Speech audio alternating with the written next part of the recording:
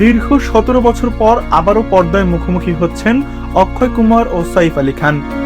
প্রিয় দর্শন পরিচালিত নতুন থ্রিলার হাইওয়ানের রোমহর্ষক ট্রেলার প্রকাশের পর থেকেই আলোচনায় ছবিটি। 2 মিনিট 34 সেকেন্ডের ট্রেলারে দেখা যায় শহর জুড়ে আতঙ্ক ছড়িয়েছে এক আতঙ্ক সাইকো কিলার।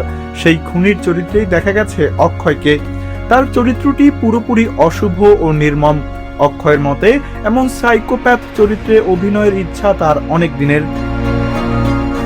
অন্যদিকে সাইফ আলী খান অভিনয় করেছেন এক দৃষ্টিহীন লিফটম্যান ও সিঙ্গল ফাদারের ভূমিকায়।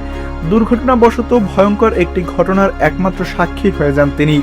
চোখে দেখতে না পেলেও শ্রবণ শক্তি, ঘ্রাণ শক্তি এবং কণ্ঠস্বর চেনার ক্ষমতা কাজে লাগিয়ে অপরাধীকে খুঁজে বের করার চেষ্টা করেন সাইফ।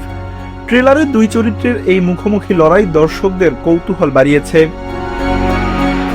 হাইওয়ান 2016 সালের মালায়ালাম হিট ছবি ওপাম এর হিন্দি রিমেক। মূল ছবিতে অভিনয় করেছিলেন মোহনলাল।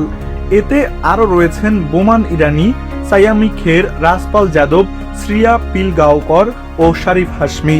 2008 সালের তর্ষণের পর ফের একসঙ্গে দেখা যাবে অক্ষয় সাইফকে।